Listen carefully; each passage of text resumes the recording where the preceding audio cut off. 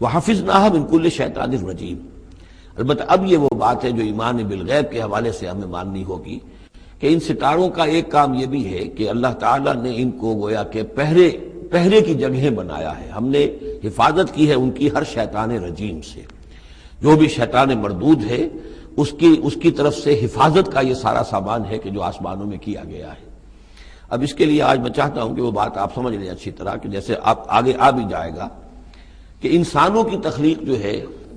وہ تو یوں سمجھیے اس کائنات کے تخلیق کے اعتبار سے بڑی ریسنٹ شے ہے، بڑی ماضی قریب کی بات ہے۔ انسانوں سے بہت پہلے جنات پیدا کیے گئے تھے، جنات سے بہت پہلے ملائکہ پیدا کیے گئے تھے، اور انسانوں کی ارواح بھی اسی دور میں پیدا کی گئی جبکہ یہ ملائکہ پیدا کیے گئے تھے۔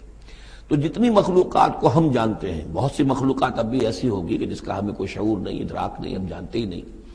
جیسے ابھی ہمیں ریسنٹلی معلوم ہوا وائرس بھی کسی بلا کا نام ہے، اس سے کچھ پہلے ہمیں معلوم ہوا بیکٹیریا بھی کسی چیز کو کہتے ہیں، ورنہ یہ کہ ان چیزوں کا کوئی علم ہمیں نہیں تھا۔ ابھی پتہ نہیں اور کیا کیا چیزیں ہیں کہ جو ظہور میں آنے والی ہیں،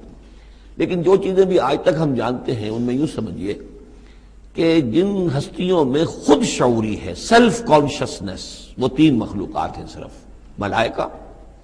جنات اور انسان۔ باقی جو حیوانات ہیں زمین کے اوپر،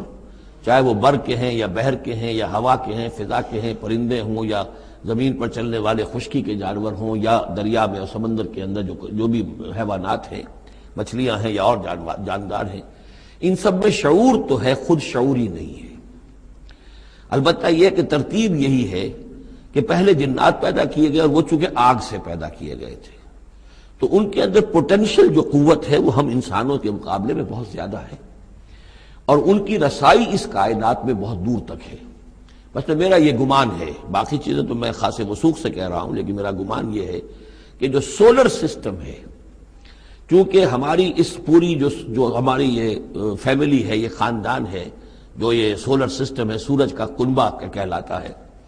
تو اس کا جو منبع سرچشمہ ہے وہ سورج ہے، اور معلوم ہوتا ہے کہ اسی کی آگ سے اور اسی کی لپٹ سے اور جنات کی تخلیق ہوئی ہے۔ تو یہ جنات، سولر سسٹم پورا کا پورا جو ہے وہ جنات کے دائرے میں داخل ہے، وہ اس میں آ جا سکتے ہیں۔ اس کے لیے انہیں کسی راکٹ کی ضرورت نہیں، کسی مشین کی ضرورت نہیں، کسی ذرائع کی ضرورت نہیں، بلکہ اس کی استعداد ان کے اندر موجود ہے۔